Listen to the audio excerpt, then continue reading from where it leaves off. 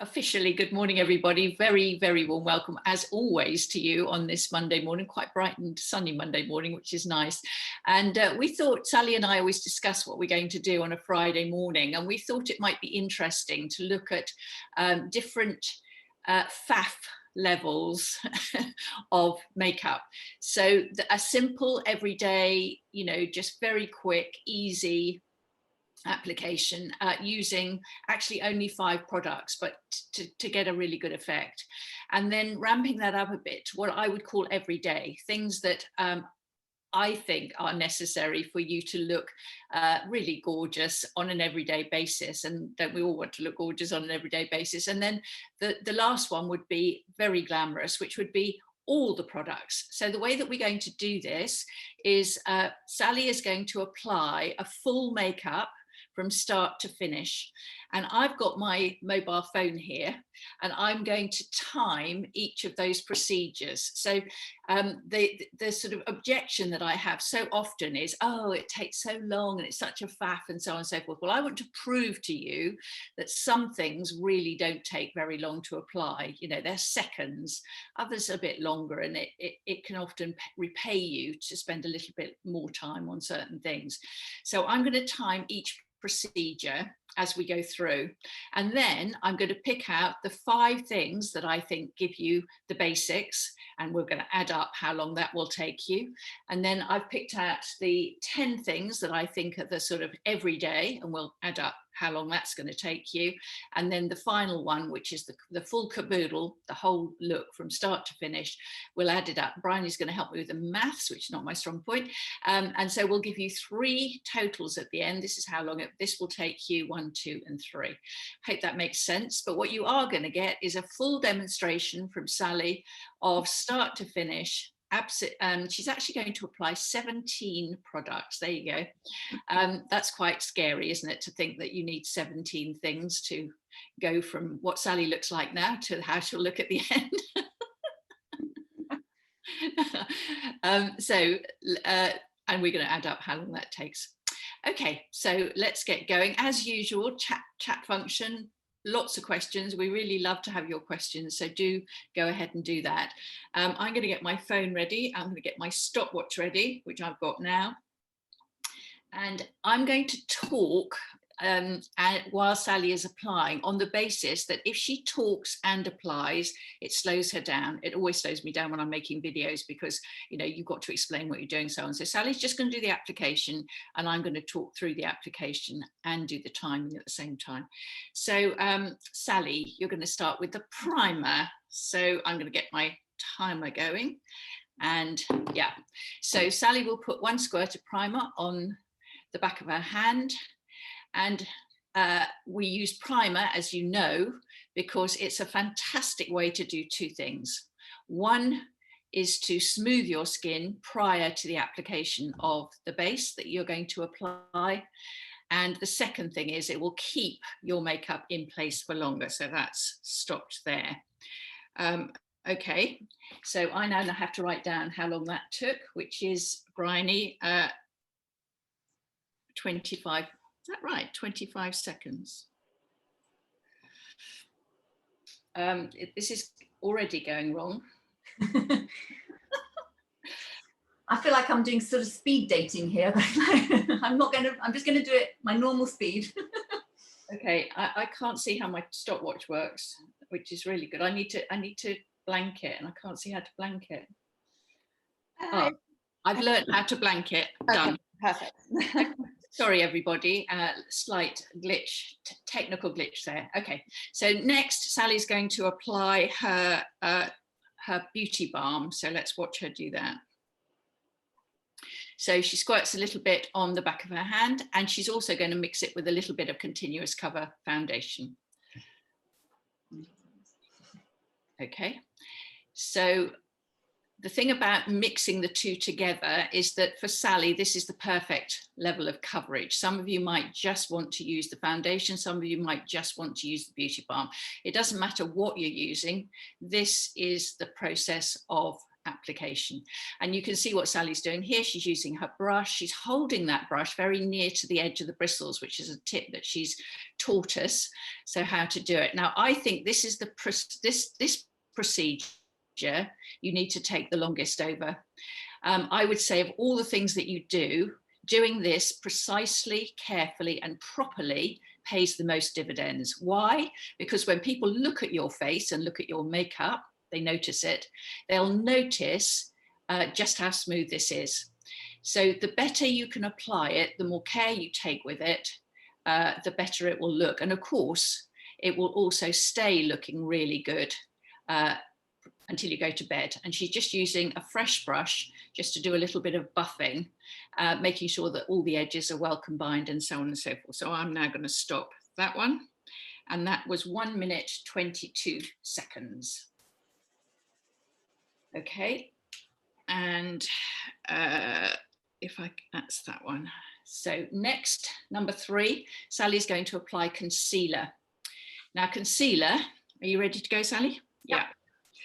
Okay, so get my timer going. So concealer is essential for those areas that the base, the foundation or the beauty balm hasn't quite covered as much as you would like.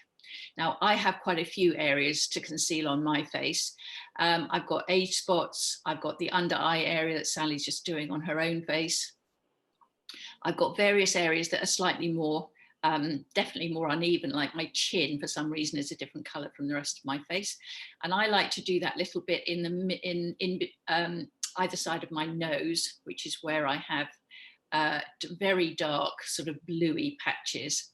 So I use the concealer brush and I just push the concealer in there. And as you see, Sally's now tapping that with the warmth of her fingers in order to make sure that it's fully combined. Okay. Yep. And that took 51 seconds.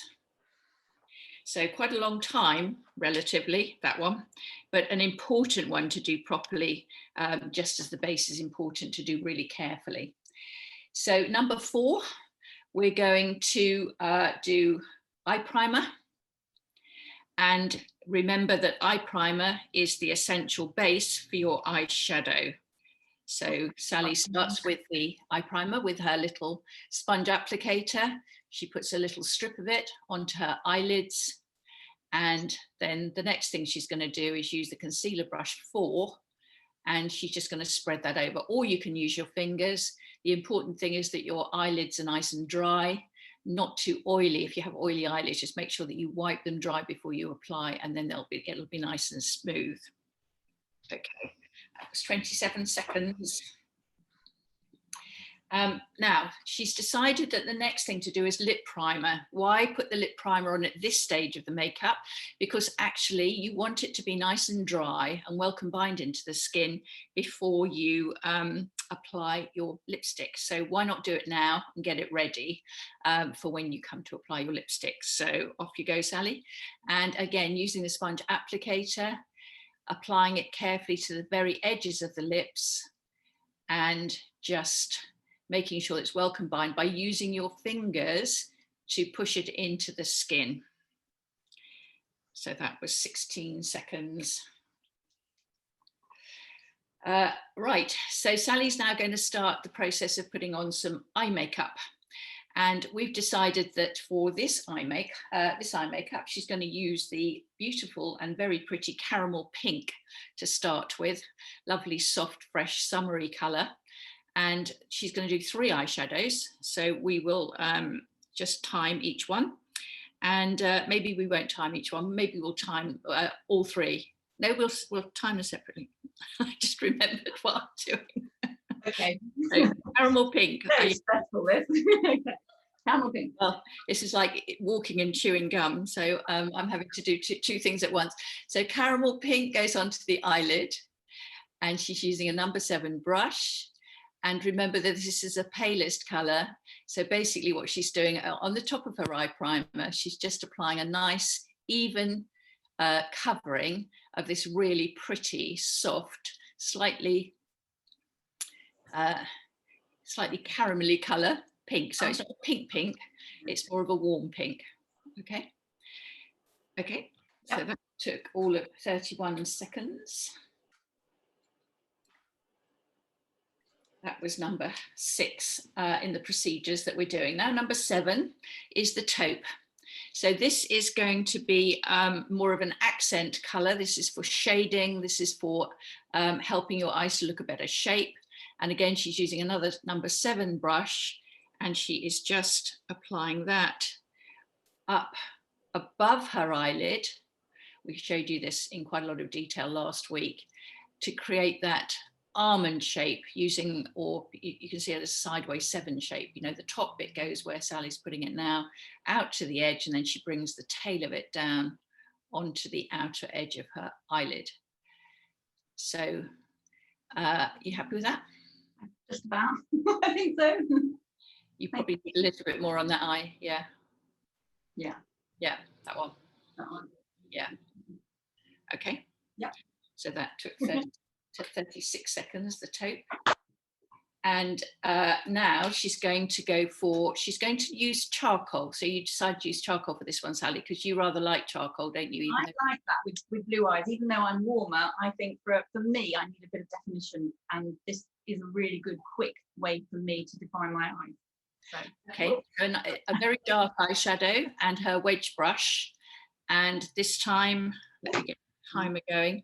She's going to use the corner of the wedge brush, the pointy bit, goes to the outside edge of her eyelashes, and she's just going to stroke that along. Now, I would say again, if you're timing yourself, if you're really pushed for time, spend more time on this bit than on just, you know, putting those 2 eyeshadows on, or just one eyeshadow, if you like, because this bit is far more precise, and it actually will repay you if you spend a little bit more time doing this. Having said that, if you do put it on in a hurry, if you are in a great rush, but you still want to do your lash line, I'd say do it a bit slapdash, and then get a Q-tip, go into your magnifying mirror and just rub the Q-tip along to A, tidy it up, and B, smudge it slightly, so that it just looks a bit, what you could say, smoky, and it'll still look lovely.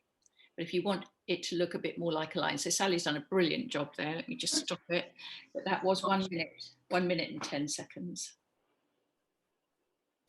Okay, so the next thing she's going to do is curl her eyelashes.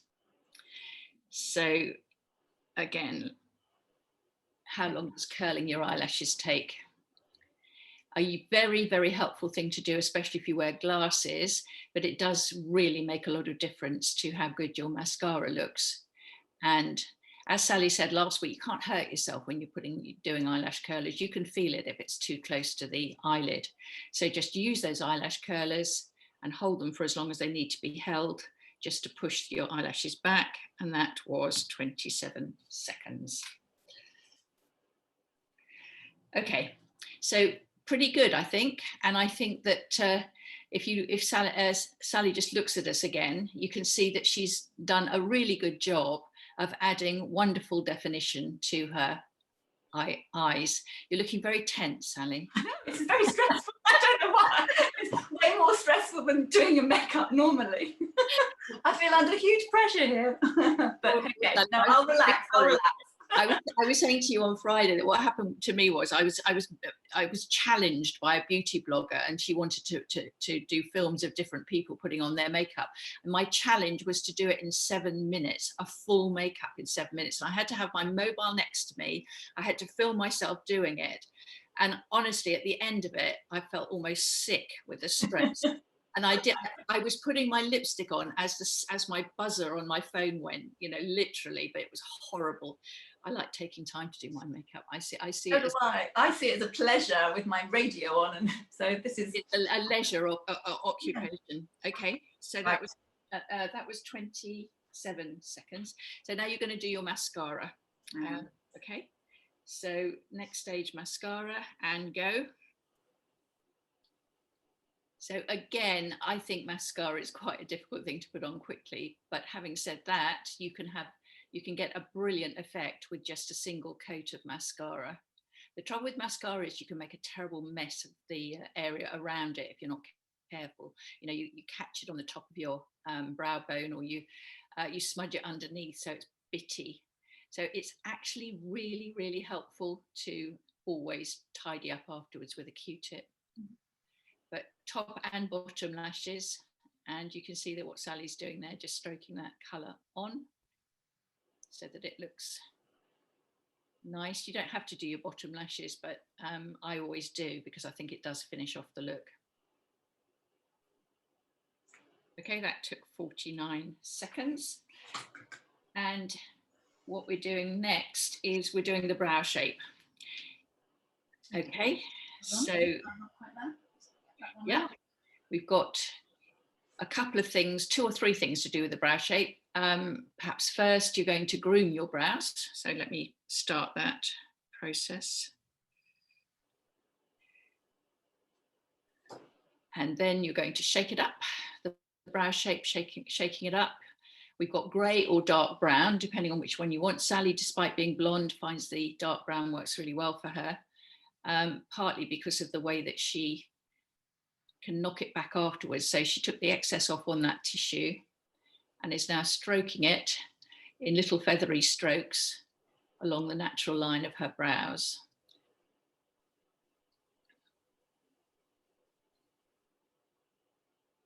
So she's building up the colour that she needs just to make her brows look better. And you can see, contrasted with the other one, that has just made that lovely difference of framing her eyes now. So she's got lovely eyes, she's got gorgeous eye makeup on now, and she's just framing that whole look so that it looks really nice and finished and pretty. There we go. And finally, last touch, just making sure that the brow shape looks natural. And as I said, if there's anything that's a bit dark, we've got a clumpy bit or something's happened to make it look less than even, then you can even it with the brush. And that brow shape took 1 minute and 21 seconds to apply. So you can see that that is something that it's worth spending a bit of extra time on. So now we come to the highlighter. So Sally's completely finished her eyes and she's going back to her face to just complete the look of her face. So the highlighter, again, you've got the integrated brush with the highlighter. And you know the whole reason for doing highlighter is that it gives your face, finished face, a sort of dewy freshness, which is absolutely lovely. And I really, really love highlighter. I just think it just adds a sort of slight sheen to the face, which catches the light as your face moves.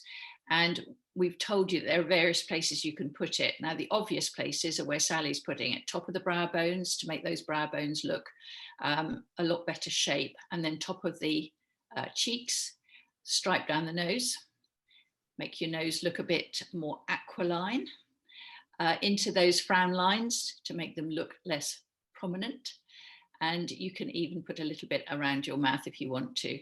So Sally's going to town a little bit on the highlighter, but never mind. And just ruining your timing session. But in a good way. And that took 58 seconds to do that highlighter.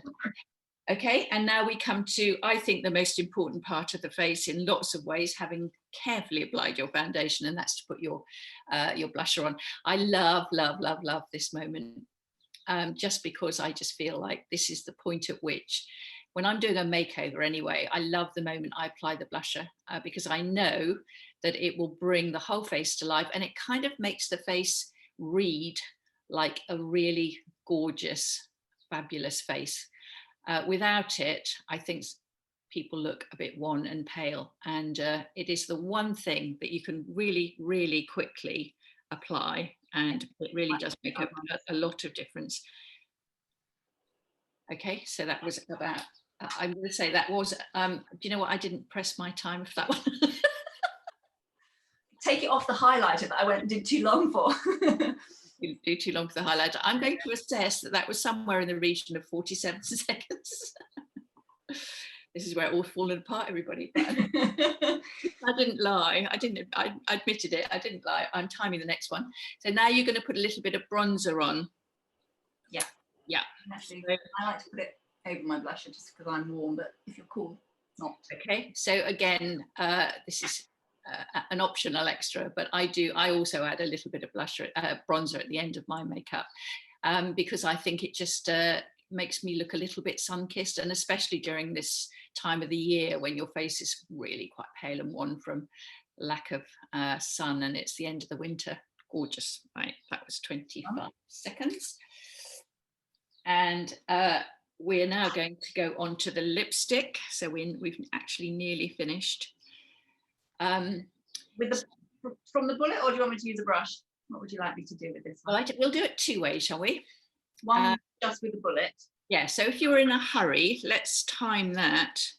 And this is what I say normal people do, which is they grab their lipstick out of their handbag, and they just put it on. And they put it on perfectly adequately using the bullet. And that process, if you do it fairly carefully, as Sally has done, takes about 20 seconds. Okay. So if you, as I said, if you're a normal person and you're just putting your makeup on like that, then that's how long it would take. If, however, you've got a special occasion, or you just want your lipstick to look extremely sharp at the edge and look really, really good, then obviously put it on with a brush. Ready? So did you just take that off? No, I was gonna go over it now with a brush. I'm starting now. Okay. Starting now. So with a brush, what I do and what Sally's doing here, you start at the edge. You don't go over the edge, but you start at the edge, and you actually just bring that colour to give yourself the perfectly outlined mouth. So what you're doing here is where you've applied the primer, you're now putting the edge of your lipstick. And of course, the effect of that, because your primer is going to stop any feathering and bleeding, is that you get this beautiful, really sort of, Hollywood star glamour mouth. As you can see, looking like a Hollywood star by the second. Oh yeah. Well, I don't want to take my curlers out. By the second, so that took about 40 seconds. So it was twice as long to do it with a lip brush as to do it with out of the bullet. And then you would like to finish with a little bit of lip gloss. Yeah, I love my bit of lip gloss. So Sally likes a little bit of lip gloss, and so you go ahead with that, Sally. Okay. And that is just a question of ... some onto the lips in order for a little bit of Hollywood shine. So that took all of 8 seconds. Very quick and easy to do, and it is a lovely finished effect if you like that look. And last but not least is to set the whole thing with a very light touch of translucent powder. So again, let me just get the timer going. Sorry. Yeah, big flat brush, and all you're doing here is the lightest possible strokes, and just whizzing that over like that, which took about 14 seconds. So there we have it. So Sally has gone from drab to fab. Thanks. That's so mean. That's so mean. It's just because drab rhymes with fab. I said that. Fine. I agree, actually. You were far from drab when we started. You were just gorgeous, but without any makeup on. So, but she's gone from, as I said, no makeup to a completely full and utterly glamorous makeup. According to my clock, we will add it. We will all add it up, because even with the bits in between and speaking, it's less than 25 minutes. But let's find out from Bryony. Let's have the exciting bit now. I don't know if Bryony has done all her sums. So we'll start with the basics. Now, I think for the basics, this is the bare minimum that I think makes a difference to a face. And I think there are 5 things that I would choose. Sally may disagree with me. You chip in here, Sally, if you think. So this is pared down, quick and simple. So I would put on the primer, because it's always a good you know, a good thing to have your makeup last as long as possible and look smooth, followed by some kind of base. So the beauty balm, the continuous cover foundation, or the two together mixed, a bit of blusher, the mascara and the lipstick. So I'm not putting any eyeshadows on in this quick and simple, you know, just look a bit better, and the lipstick. So what would that, how long would that take you, Bryony? You really were testing my math skills throughout that. But I do have the sum. So in total, the pared down look would take 3 minutes and 55 seconds. Blimey. Okay, so about 4 minutes. Yeah. So this is to get around this problem of people saying, oh, it's such a faff. So, okay, if you're prepared to give yourself 5 minutes of time, you could, with that, make a huge difference to your face, because it would have color on it, it would look smooth, it would look unified in texture, and it would also stay put. You'd put a little bit of mascara onto your eyes, which would immediately open them up and make them look better, and you put color on your mouth. So those problems that an older face has of looking colorless and undefined would be improved considerably by the addition of those things. Now we come on to what I think of the everyday, and I've suggested 10 things for that. So my suggestion for that is the primer, some kind of foundation, either beauty balm or continuous cover, or the mixture of the two. Concealer, that would be an important one for me to put on every day. I really hate my face without concealer now. The eye prime and the lip prime. Primers always I would put into the everyday, just because they make a difference to how good your makeup looks and how smooth, but also how long it lasts. One eyeshadow, I would use, for me, that my eyeshadow would probably be something like Pewter or Bluebell or Cocoa or something like that, a mid-tone, just because you can see it more and it actually has some effect of shaping your eyes. So that would be one eyeshadow. I then put in the mascara. I would definitely add mascara into the everyday. Brow shape, again, depending on your brows, but I would need it every day. The blusher, for all the reasons that I've already said, and the lipstick. I've already put my lip primer on. I just put my lipstick on out of a bullet. So how long would that take me, Bryony? So that would take you just over 7 minutes. I've got 7 minutes and 15 seconds. Okay, so a 7-minute commitment of time to an everyday look, and you could add in, if you wanted to add in the darker eyeshadow along the lash line, that would bring it up to about 8 minutes. So if you wanted a 2-process eyeshadow, which I often do, so I'll put the pewter on to my lids, and then I'll put a darker shadow along the lash line. So that would be, you know, really look absolutely lovely as an everyday, and that's a commitment of somewhere in the region of 7 to 8 minutes. And then we're talking about the whole caboodle. So this time, you know, you've really been invited out to the most sensational event. You've got your poshest of posh frocks on, and you're going out and you're going to wow everybody with how utterly amazing and glamorous you look. And how long is that going to take? So for the full caboodle, it would take you just under 12 minutes. So 11 minutes and 45 seconds. But obviously, Sally, you were going very quickly. So you take your time over it a little bit more. Okay, so we're going to stretch that caboodle to about 15 minutes. Okay, yeah. But what I am hoping that I've done with this is to give the lie to, oh, what a faff. I mean, that's what I've intended to do here. I can't tell you how many times people have said to me, oh, makeup, it's such a faff and it takes so long. It doesn't have to take so very long, and it doesn't have to be a faff. Now, I accept that Sally is extremely adept at putting her makeup on, but you will become more and more adept the more you do it. And all we were trying to illustrate with this was that you don't have to put it all on every day, unless you want to, which I do most days. I mean, I will very definitely put most of those things that Sally put on and demonstrated to you. But some days I just feel a little bit less like putting the whole lot on, so I'll pare it down a bit. But it's entirely up to you. But if you do want to look better, you can do so in about 4 minutes, I think we said. Mm. So I think that was an excellent demonstration. I would say, can I just say that I timed myself relaxed doing the whole works, listening to the radio the other day, and it actually took me nearly 20 minutes, but that's because I was doing it in a completely different way. I was sort of, I'm much more stressed this morning. I was relaxed and I was listening to the radio at the same time, and I was just enjoying the whole process. So yeah, I didn't actually think I could do it this quickly, but it just shows you, when I've got to get out of the door quickly and I'm focused, but I don't like to do it like that. As you say, for me, it's my bit of art in the morning. I absolutely love doing it as a pleasure, but then obviously there are times when you are in a hurry and you've just got to sort of pull it back to the bare bones.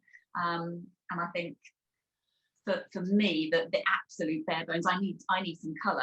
As Tricia said, for me, it's having my blusher, my lipstick, and I always like to do, even if I didn't do eyeshadow, I would do the eye prime and the eyeliner and mascara. That would be my sort of absolute minimum eyes if I wasn't going to put an eyeshadow on. Yeah, I agree with you. I think it speaks to this thing that a lot of women have around self-indulgence and vanity. We're brought up not to be vain, and we're brought up not to indulge ourselves with spending time on ourselves. And so if you see makeup as a kind of self-indulgent and vain process, then you're possibly going to say to yourself, it's a faff anyway, so I won't bother, or well, I'll do it as quickly as I possibly can because, I'm not supposed to be looking in the mirror for that length of time. I think if you can disabuse yourself of the notion that it's either vain or self-indulgent, then you will enjoy it more, and actually you'll get more pleasure out of it, but a better result, which is exactly what we're aiming for, really. So I hope that's given you permission. There you go. I'm being your therapist this morning. It's like I'm now giving you permission to do this and to allow yourself to do it and love the result. Look at yourself in the mirror and say, I'm just damned gorgeous. There you go. This is your therapist speaking here. Shall we go to some questions, Bryony? We had any questions on that? We've had quite a few questions. So I know at the beginning Sue popped a comment in just saying that she's finally mastered the eye prime. So thank you, Tricia. Margaret wants to know, she saw a tip from another super trooper saying that they always use a tiny bit of face prime before using the eye prime. Is that a good idea in your opinion? Face prime on the eyelid you're talking about? Yeah. I personally have never done that. I've never needed to do that. Have you ever done that, Tricia? Have you ever put eye prime on your face, on your eyelid? I haven't. I think the suggestion was that it would kind of create a bit of a seal onto the eyelid and then a little bit of eye primer on top to hold the whole thing, really. I mean, I would say for all these tips, try it. Yeah, I'm going to try that one tomorrow.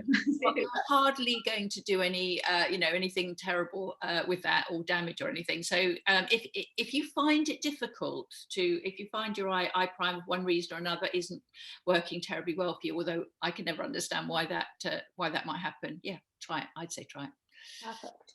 Sally, what were the shades of the foundation Beauty Balm that you were using today? I used the Beauty Balm 0.5, which is the lightest one, but because I find I want a little bit more colour, I actually mixed it with a tiny squirt of the 2.5 continuous cover rather than the 2. If I was wearing more of the continuous cover, I would actually wear the 2. Okay. Continuous cover, but when I'm just using it to give me a little bit more colour with this one, I use 2.5, and I had a little squirt of primer with it too. And if you want to know my combination, so my base is always 2, the 2 base 02 continuous cover. I find suits 80% of women. I mean, I know that sounds like a gross exaggeration, but honestly, all the makeovers that I've ever done, I've always reached for the 2 and tested it along here just to make sure that it works. And so 2 is my base color. And what I do is I add in a little squirt of the number 1 Beauty Balm, but I do it as it's a tint then, just to warm my face up slightly. Only a tiny bit. In the summer, what I do is, as my face takes on more color, and I do put fake tan on my face to match my my chest area.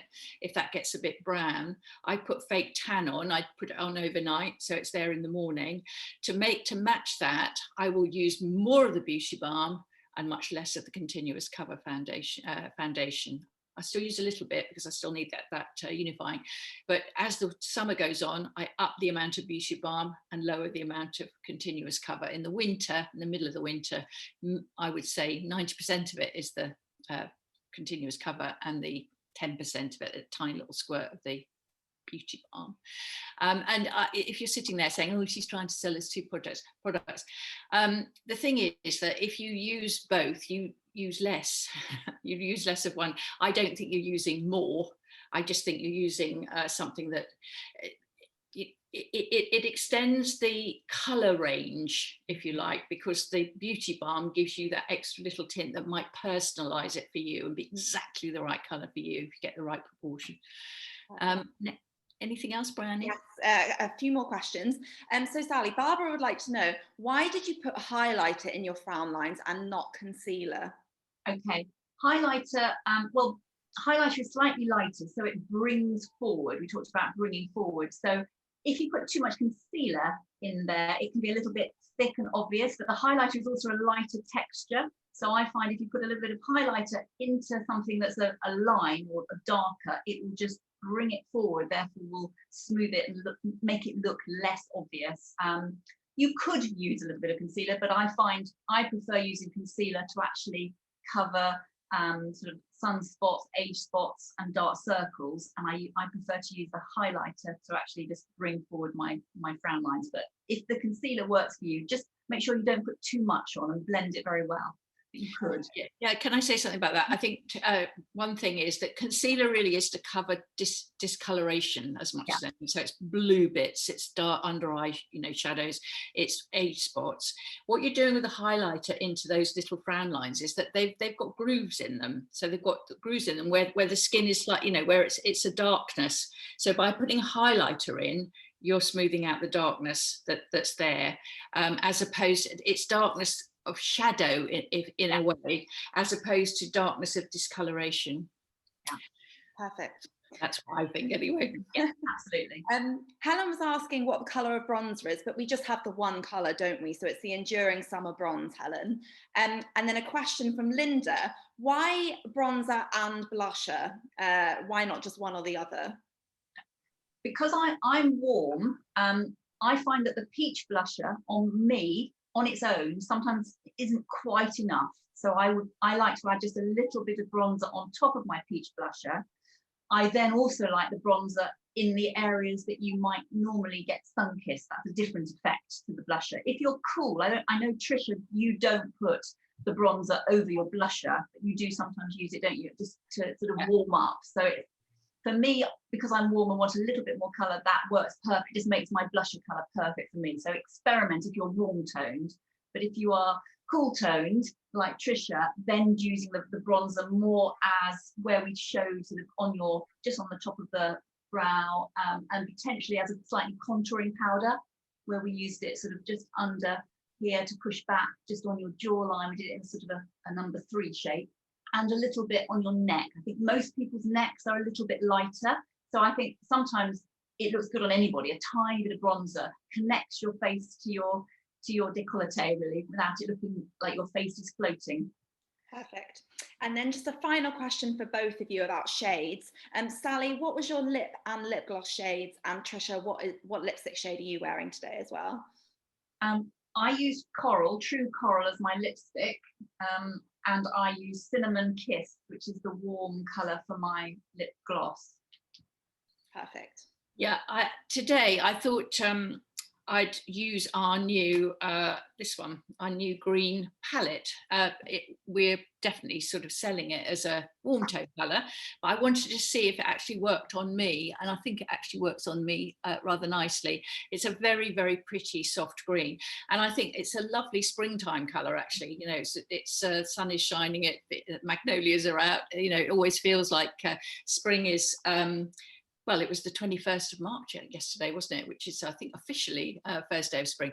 So I've used the green, which I really liked. And I've used Tulip Pink lipstick today, which goes really nicely with this top. So it's quite a soft and pretty pink, and yeah, I really like it. So it works very well with what with I think green and pink is a lovely combination of colours actually. So I think it works really well with this lipstick. So I think the green looks lovely on your eyes, Tricia, as well. Yeah, it works, doesn't it? And you know, you had it on last week, and it looked lovely on you. I think it's a very, very pretty, very soft colour. I'm loving that fern, the new one that we've got.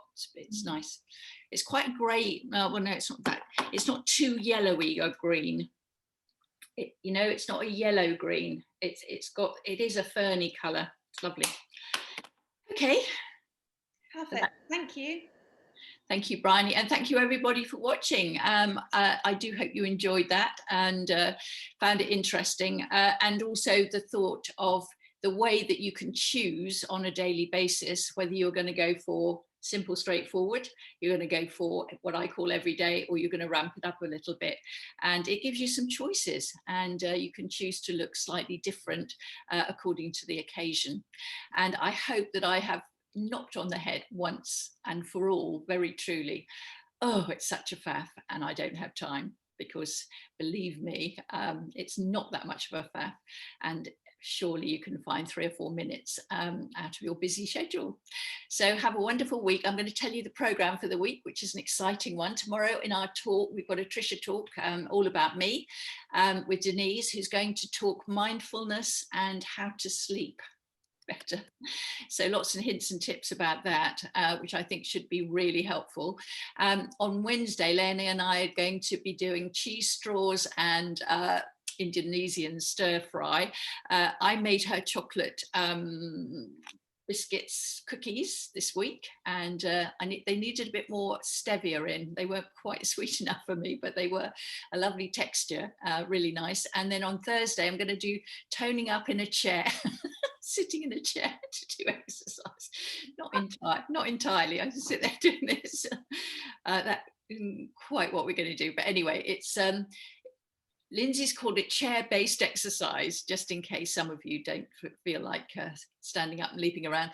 And on Friday we've got a wonderful film with Catherine Deneuve and Juliette Binoche, a French film, which is called The Truth.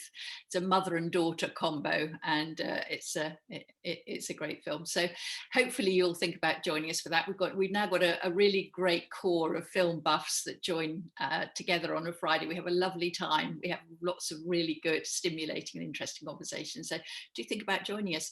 So look forward to seeing you for the rest of the week, and thank you for joining me this morning. As always, really appreciate your company, and goodbye everybody. Bye bye Sally and Bryony as well. Bye bye. Very much. Bye.